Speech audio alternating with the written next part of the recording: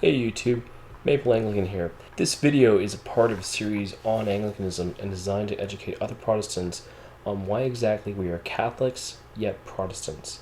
So without further ado, this is Anglicanism for Protestants. What are vestments? A vestment is a garment, robe, or other item of clothing and or jewelry that is worn by a member of the clergy during a service. Anglican ministers, like many Protestant and Catholic ministers, will wear certain vestments during services. However, vestments are not seen at all in many Protestant churches, and those that do may only see them during a communion service. Due to the complex history of Anglicanism, we have a large amount of vestments that are used. Some predate the English Reformation and survived in use, with others going into disuse for hundreds of years, while some were introduced from Roman Catholicism from after the Reformation. A cassock is a garment that is ankle-length, sheath-like, and close-fitting, and is usually black in color. Some cassocks will have different colored trim to signify the office of the cleric wearing it. An alb is a similar garment that is white, and some ministers will wear it over top of a cassock. As well, the minister will girdle the alb with a cincture, which is much like a rope that is tied around their waist to keep the alb, which is fairly loose, from impeding movement of the minister.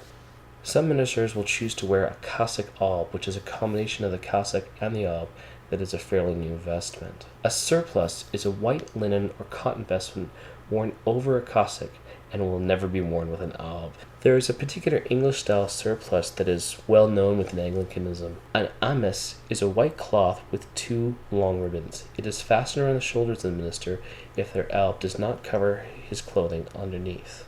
Ministers will wear a stole, which is a shawl worn over the shoulders. Bishops and priests wear their stoles around their neck and will let it down their front, and may choose to secure it through their cincture, and many priests will have a stole cross over so that it can look like a yoke. A deacon will usually wear their stole over the left shoulder to the right hip, where it is tied off so that it takes the appearance of a sash. Some ministers, and most especially bishops, will choose to wear a pectoral cross. This cross is centered over their heart, showing their love of Christ. During the celebration of the Eucharist, the ministers of the service will wear particular vestments over these other vestments listed. The chasuble. The bishop or priest will wear a chasuble, which is a sleeveless garment. They can come in a variety of patterns as shown here.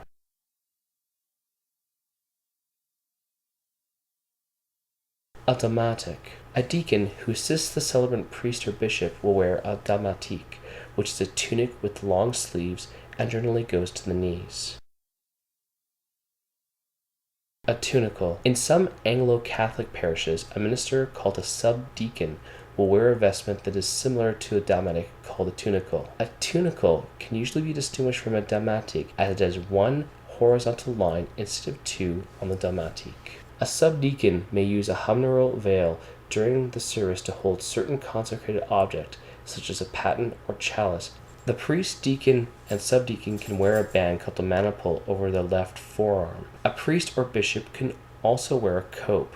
A cope is an especially large cape that is fastened at the breast. However, if a priest is celebrating the Eucharist, they will remove the cope and replace it with a chasuble, so the two are not worn at the same time.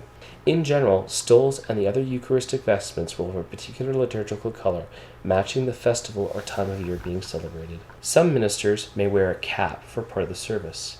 The Canterbury Cap is a traditional English headdress that predates the Reformation. However, some Anglo-Catholics prefer to use a cap called a Biretta, which only came into heavy use in the Roman Catholic Church after the Reformation and was never used significantly in England before the Reformation. Many of these aforementioned vestments were not used by Anglicans until recently. Traditionally, Anglican ministers would wear a form of dress referred to as choir dress. This would involve the English-style surplice along with a tippet. A tippet is very similar to a stole in that it is worn over the shoulders and draped in the front. It is this mode of dress by Anglican ministers that comes to most people's minds when they picture an Anglican clergyman. These types of vestments can be worn for the Eucharist, but are usually reserved for other services now, such as morning prayer and evensong, where the sacraments are not performed. Bishops, being in a different order than priests and deacons, do have some vestments that are unique to them. A mitre is a bishop's headdress. It is a folding cap with a rising peak. The use of mitres by Anglicans, as with many vestments, was lost for many generations, and only started to be used significantly again during the 19th century. Traditionally, Anglican bishops would wear a chimere, with choir dress. It's almost always red in color. Although not technically a vestment, a bishop will carry with them a crosier or pastoral staff with them. It should be noted that some of the previous vestments can be worn by the laity, such as the cassock and surplice if acting as an acolyte or server. One vestment that will not be worn by a minister is a vimpa, which is a shawl or veil worn over the shoulders of an acolyte or server who will have to hold a bishop's mitre and crosier for them. So, Anglicans, like Roman Catholics and some other Protestants, have a rich use of vestments in the liturgy. So, please rate, please comment respectively, and please subscribe. And thanks for watching.